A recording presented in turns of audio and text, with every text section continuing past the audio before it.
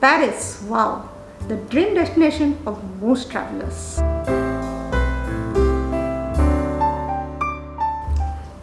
दोस्तों, today we are going to talk about our travel to Paris. Now we might be thinking कि ये लोग Paris के बारे में बात क्यों कर रहे हैं जब अब तो हम घर से निकल ही नहीं सकते और इंटरनेशनल ट्रैवल बंद है। लेकिन दोस्तों, मैं ये कहना चाहती हूँ कि ये जो ब्लॉग है ये काफ़ी दिनों से प्लान्ड है, काफ़ी सालों से प्लान्ड है। We had visited Paris a couple of years back. We had an incredible experience there, and most importantly, हमने बजट पर ट्रैवल किया था। और पेरिस ड्रीम डेस्टिनेशन तो है ही, साथ में पेरिस ट्रैवल का प्लानिंग आप जब करते हैं तो कुछ चीज़ों का आपको ज़रूर ध्यान रखना चाहिए। तो आज के ब्लॉग में हम बताएंगे जब आप पेरिस ट्रैवल की प्लान कर रहे हो तो आपको कौन से चीज़ें ध्यान में रखना चाहिए, और साथ में जब आप पेरिस में होंगे, ऑफ कोर्स आप पेरिस में होंगे, तो फिर किस तरह की सावधानियां आपको बरतनी चाहिए, कहाँ आपको जाना चाहिए, और मोस्ट इम्पोर्टेंटली आप पैसे कैसे बचाओगे ताकि आप और भी ट्रैवल कर पाएंगे। तो फ्रेंड्स, जब हम पेरिस ट्रैवल के बारे में सोचते हैं या फिर अब्रॉड ट्रैवल के बारे में सोचते हैं या यूरोप ट्रैवल के बारे में सोचते हैं तो पहली जो चीज़ हमारे दिमाग में आते हैं वो है एक्सपेंसेस। हमें लगता है कि Europe travel is really an expensive fair, इतना पैसे कहाँ से हम जुटा पाएंगे। मैंने ऐसा भी गलतफहमी देखा है, मैं इसको गलतफहमी ही बताऊंगी इन अमंग माई फ्रेंड्स कि नहीं, इंडिया में ट्रैवल करना तो बहुत ही चीप है और अब्रॉड ट्रैवल करना, यूरोप ट्रैवल करना is something which is beyond our capability. हमने 5 बार अब तक यूरोप ट्रैवल कर चुके हैं, वो भी 15-15 दिन के लिए, और बस लॉकडाउन खुलेगा हम हमारा प्लान कर ही रहे हैं दोबारा जाने के लिए। साउथ ईस्ट एशिया में भी हमने काफ़ी ट्रैवल किया है, इंडिया में तो हम ट्रैवल करते ही हैं। तो मेरे एक्सपीरियंस से मैं ये बता सकती हूँ कि जितना एक्सपेंसिव और अनबेरेबल हमें लगता है यूरोप ट्रैवल, इन रियलिटी वो ऐसा नहीं है। अगर आप केयरफुली प्लान करते हो, थोड़ा टाइम रखकर प्लान करते हो और अपने रिसर्च, ये मैं दोबारा बताऊंगी विद एम्फेसिस, रिसर्च आप सही तरह से अगर करते हो तो आप इन रीजनेबल प्राइस, और I would say almost at the same price in which you travel in India, उसमें आप यूरोप ट्रैवल भी कर सकते हो। हाँ जी, मैं ये अपनी एक्सपीरियंस से बता रही हूँ। अब मैं आपको बताऊंगी कि हमारा जो पूरा यूरोप ट्रैवल था दैट टाइम इंक्लूडिंग पेरिस, उसमें हमने कितने पैसे स्पेंड किए। ये 4 साल पहले की बात है, 2017 दिसंबर, last week we were in Paris. Yes, you got it right. We were incredibly lucky to have spent Christmas in Paris. Dream, isn't it? Right.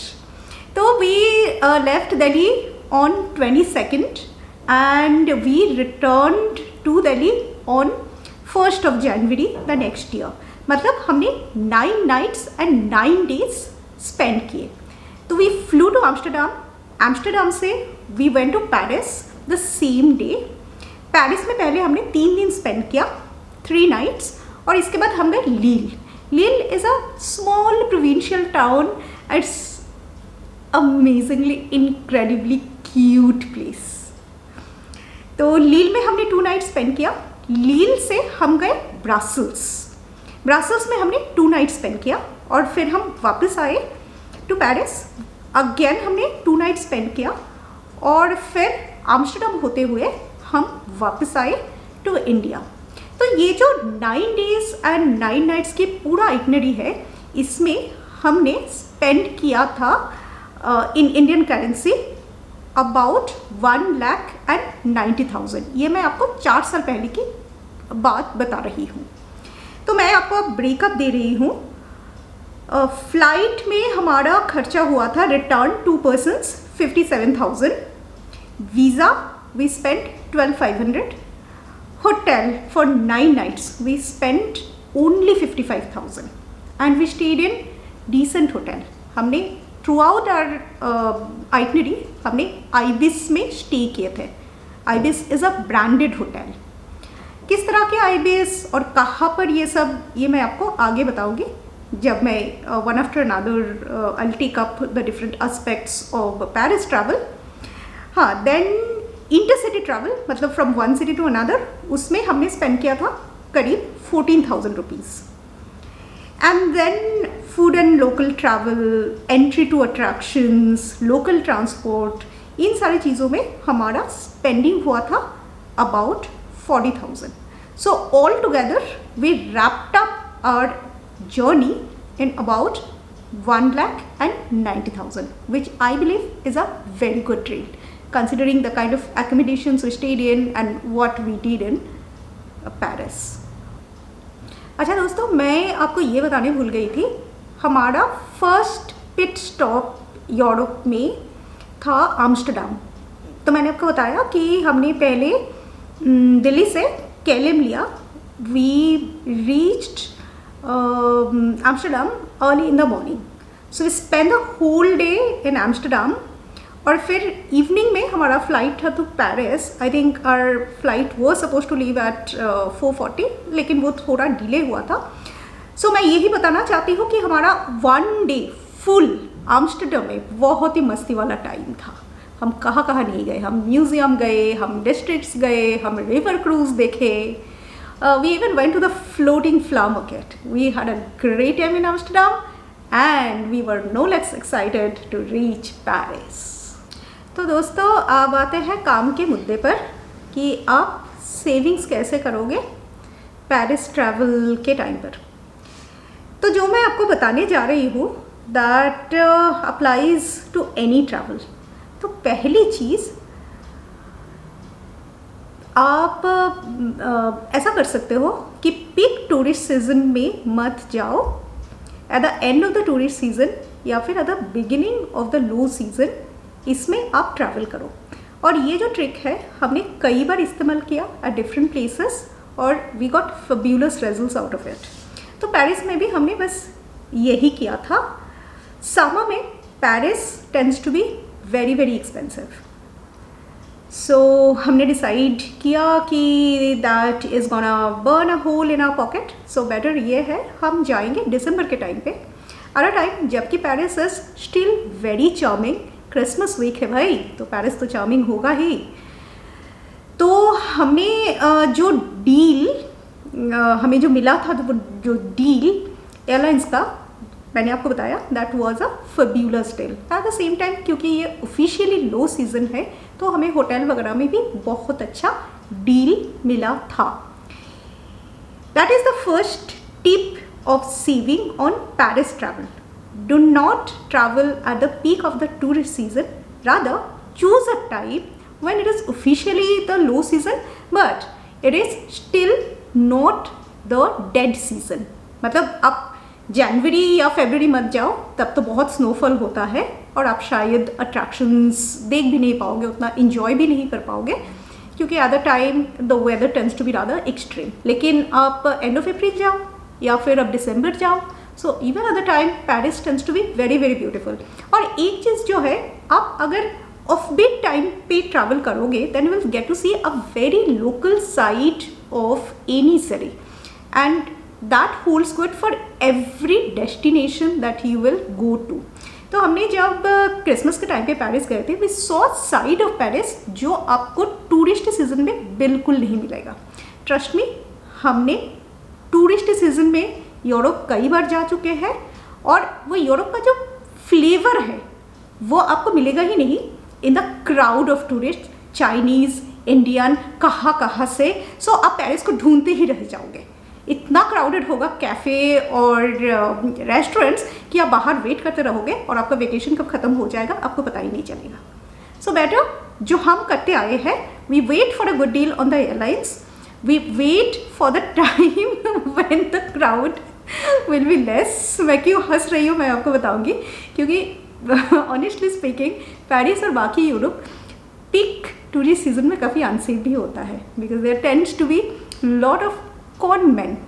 Okay, जो चोर चकोर वो भी बहुत मिलते हैं पीक टूरिस्ट सीजन में. So one of the reasons I advise people to travel during the low season is that ये एलिमेंट्स भी हॉलीडे पे चले जाते हैं इन सीजन्स में. So you don't really have to be so careful about your things.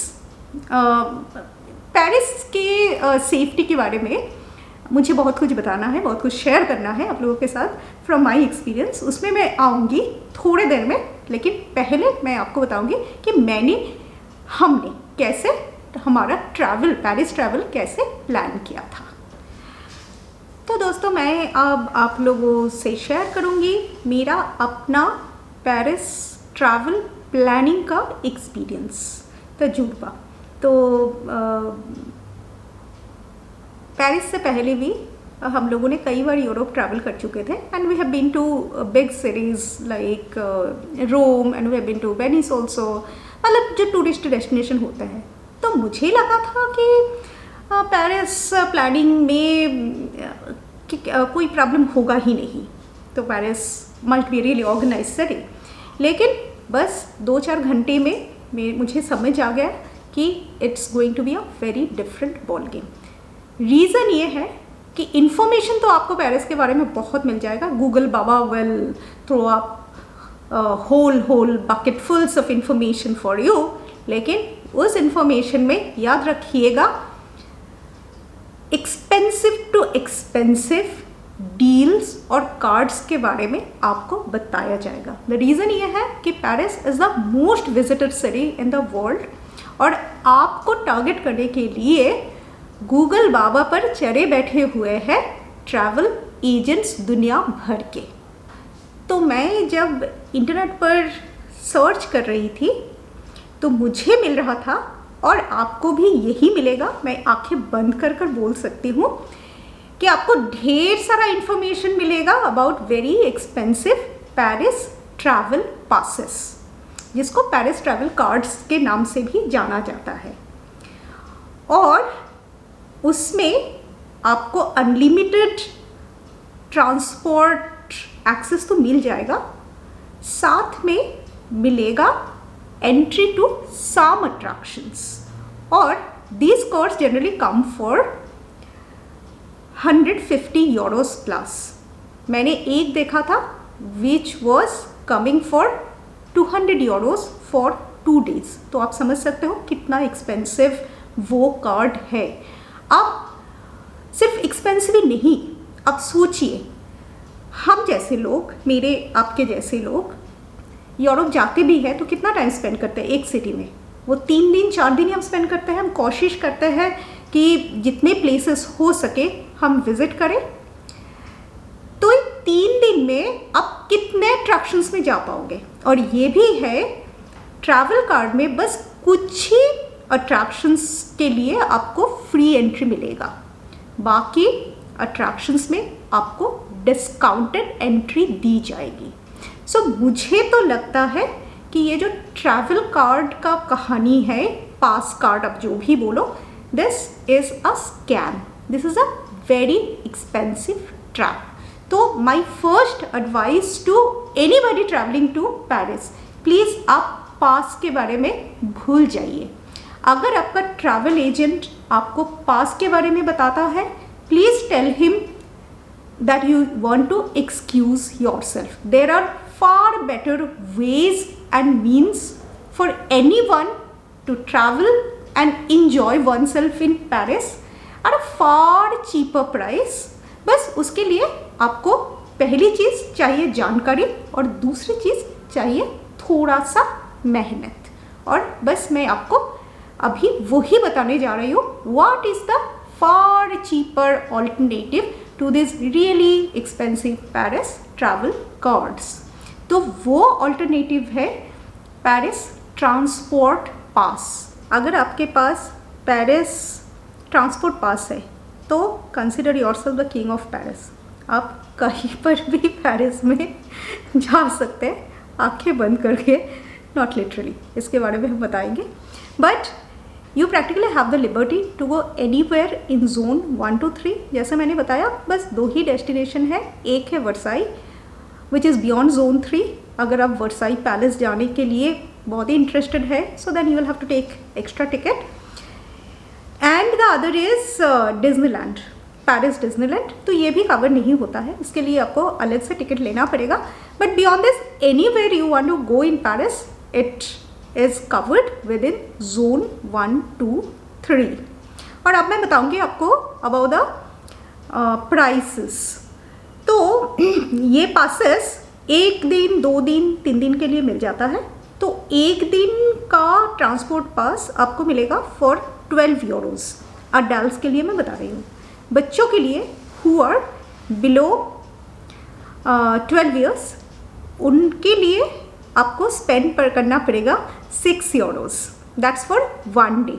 और अब अगर आप 3 दिन के लिए खरीद रहे हो तो you will have to spend for yourself 26.65 which is the adult price, और बच्चों के लिए you will have to spend 13.30। और अकॉर्डिंगली अगर आप 5 दिन के लिए खरीद रहे हो तो आपको और भी ज़्यादा देना पड़ेगा। So you can see at this very cheap price आप पेरिस में बहुत शानदार तरीके से ट्रैवल कर सकते हो। अब इसके लिए रिक्वायरमेंट क्या है? ट्रैवल पास ये जो इशू होता है ये आपको कुछ ही मेट्रो स्टेशन में मिलेगा, और इसके लिए आपको चाहिए पासपोर्ट, ओरिजिनल पासपोर्ट आपको साथ में कैरी करना पड़ेगा, और एक फ़ोटोग्राफ, और बस 5 मिनट लगता है वो ट्रांसपोर्ट पास इशू होने में, and then you are good. तो कौन से स्टेशन में मिल जाता है ये आप एक बार देख लेना। And I would advise if you are staying close to one of the station, please go early before it gets very crowded. Paris metro can get very crowded और उसमें 5-7 मिनट टाइम लगता है, and Paris metro being very crowded, you would not want to be pushed by people when you are waiting for your tickets, क्योंकि आपके पास उसी time पर passport भी होगा and you will be carrying loose cash also. So I remember we went very early, around 6 I think, when crowds had not started trickling in, और हमने शांति से we got our passes issued without any hassle. Paris metro staff are really helpful, or that pass helped us travel in Paris with the best liberty that we could have imagined. Brussels से वापस आके हमने फिर 2 दिन के लिए पास लिया था using the same procedure, and it had stood us in very good faith. और दोस्तों, अगर आपको डिज्नीलैंड जाना है तो आप 1 दिन का पास खरीद सकते हो, which comes for 25 euro for adults, और बच्चों के लिए this comes for 12.50. So if you really want to visit those places, मेरा एडवाइस ये होगा कि अलग से आप वो पास बना लीजिए. It will be cheaper I think than going for the entire pass for 5 days. तो दोस्तों, अब तक हमने देखा कि किस तरह से हम पेरिस ट्रैवल में सेव कर सकते हैं. मैंने आपको पासेस के बारे में बताया, मैंने आपको ऑफ पीक सीजन में ट्रैवलिंग के बारे में बताया. The third travel hack that I'm going to share with you is about accommodation, कि रहना कहाँ पर है. अगेन ये पेरिस स्पेसिफिक नहीं है, किसी भी यूरोप के किसी भी सिटी के लिए ये एप्लीकेबल है. One of the travel hacks that we have learn to use. शुरू में हम ऐसा नहीं करते थे, लेकिन धीरे धीरे हमें पता चल गया कि इसका कैसा बेनिफिट है. That is staying close to the city center, or at least a place from where the metro network is easily accessible, in the sense कि 5 या 7 मिनट में हम किसी नियरेस्ट मेट्रो स्टेशन तक पहुंच सकते हैं. अब यूरोप के मोस्ट सिटीज़ में एक्सटेंसिव मेट्रो नेटवर्क है और पासेस मिल ही जाते हैं. So if you can access the metro network, if you comfortable travelling in metro, तो फिर travelling is not a problem at all.